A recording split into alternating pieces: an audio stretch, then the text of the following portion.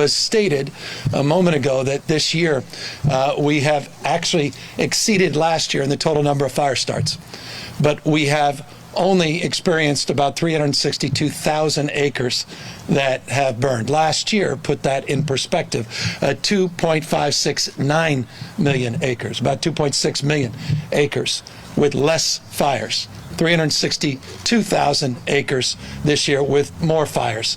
That's because of the extraordinary work the folks you see behind me have done. Not just the physical capital that Joe was highlighting, but the human capital.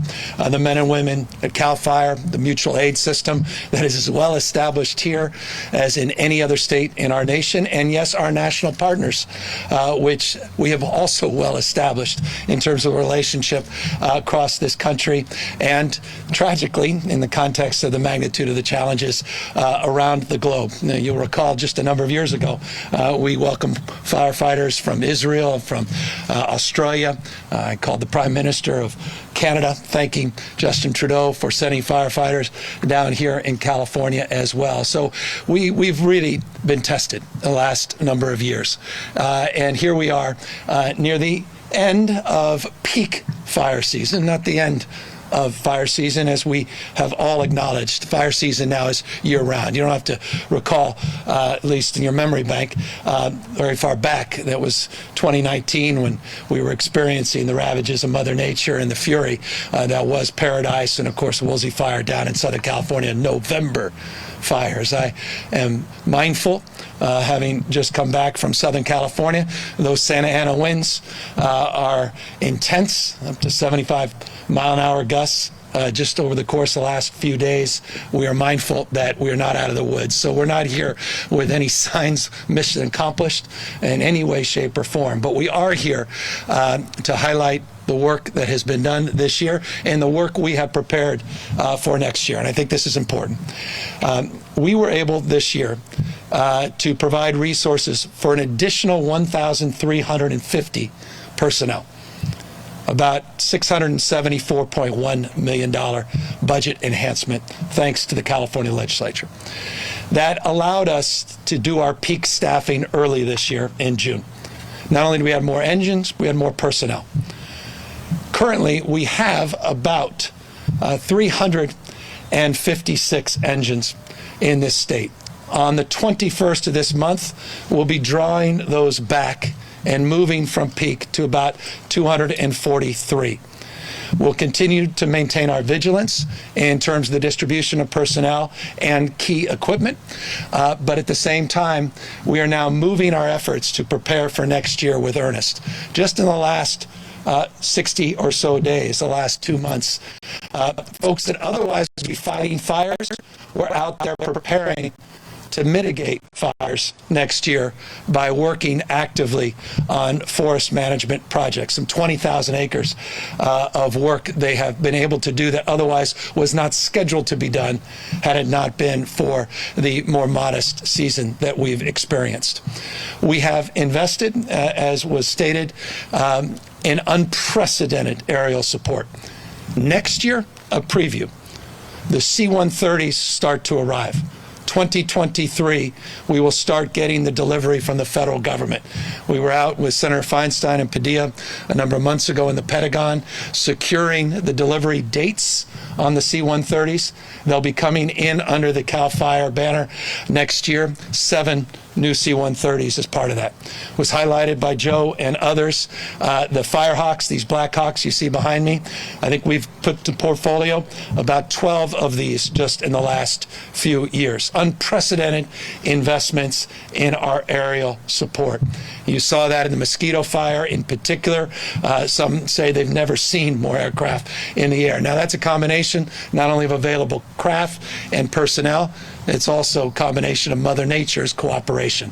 Always mindful of that, particularly up here in Napa, where I've spent a disproportionate amount of time in Napa and Sonoma in the last few years as it relates to the fires you've experienced, talking to neighbors, wondering where are the aircraft, making the point that it's windy or that we have these inversions and it's smoky. The conditions are not always right. There's no substitute, again, for the men and women you see behind me.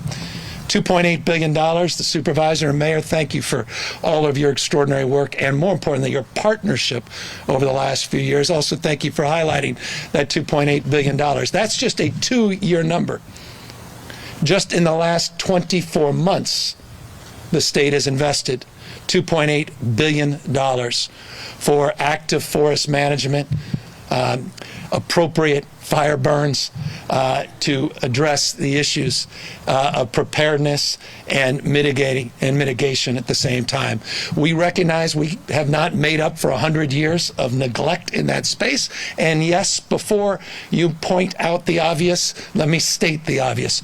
We have a lot more work to do. And that's why we've partnered with the federal government in an unprecedented agreement, a memorandum of understanding, now with the support of an administration that has their hand out, not their fist out, in partnership with the state of California, providing resources to back up that MOU to more than double our active fuels management in this state. The goal is 1 million acres by 2025, and based upon what you just heard the chief say and others, I'm confident we'll get there as a collective. More, again, work needs nonetheless to be done.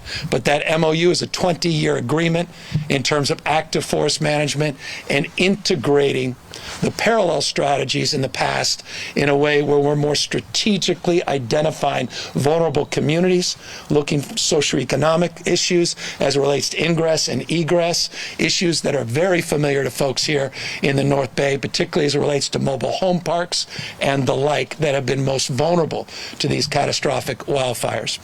I'm also very proud of the extraordinary support that not only have we received from the legislature in terms of wildfire prevention, but also the work that they just did in terms of addressing Mother Nature's fury, addressing the realities. It's not even interesting to debate them. There are no Democratic thermometers. There are no Republican thermometers. Facts are stubborn. They're simply facts. We've had record-breaking heat domes. In 2020, this year, we had 11 days of a flex alert, unprecedented in California history. It's the hottest temperatures recorded on planet Earth, many of them from here in the state of California, in Death Valley and elsewhere. We're mindful of our obligation to lead, and just yesterday, California put out what we refer to as a scoping plan, which is just a fancy way of saying a binding document laying out in detail a strategy and plan to achieve world-leading effort to decarbonize and move to a low-carbon green growth economy, creating 4 million jobs, reducing air pollution by 71%, greenhouse gases by 85%, and reducing healthcare costs by over $200 billion. This California climate commitment that CARB has advanced in their scoping plan yesterday is backed by $54 billion of investments, unprecedented by any subnational jurisdiction in the world. Shouldn't surprise you now that we're the 4th largest economy in the world, that we need to be playing at that level. We recognize the severity of the moment and the significance and scale of our responsibilities. So both in strategies of prevention, strategies in terms of investments in mitigation, and moreover resilience on the other side, I couldn't be more proud of this team. And I'll close by highlighting Mark Ghilarducci's extraordinary work. When the cameras go away, when the attention wanes, that's when folks like Mark and his team at the Office of Emergency Services do their most extraordinary and best work. Working with Cal Recycle, we're working to clean up debris, working to rebuild communities, working to make sure those communities are more resilient and making sure we don't leave anybody behind. I couldn't be more proud of them in terms of following through on the commitments we've been making, particularly up here in the northern part of the state, but all over the state of California, that we're not going to turn our back, we're not going to turn the page, we're not moving on until the work is done. And no one personifies that better than Mark Ghilarducci. And so I just want to thank Mark for his extraordinary leadership and for holding himself to a higher level of accountability than many of you, in fact, even hold him to.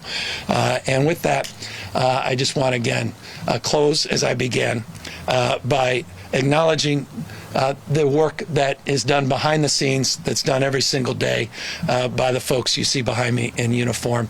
You can't thank them enough. I tell you, there's nothing, in final words, and we'll open to questions, there's nothing, as I drive around this state, I still see those handmade signs, you're almost emotional about it. You know, communities just torn asunder because of these intense events, and you see, you know, these kids out there with crayon or watercolors, and they're just thanking their firefighters, and you see those old cardboard signs still up there. That distills me with tremendous amount of pride, and I hope you guys feel that and understand how appreciative everybody is of your extraordinary work. So again, thank you all for being here, and thank you to all of the good work that's been done by our local fire support and agencies up and down the state to keep so far this fire season under relative control, mindful that we're not out of the season. There is no fire season in California. Happy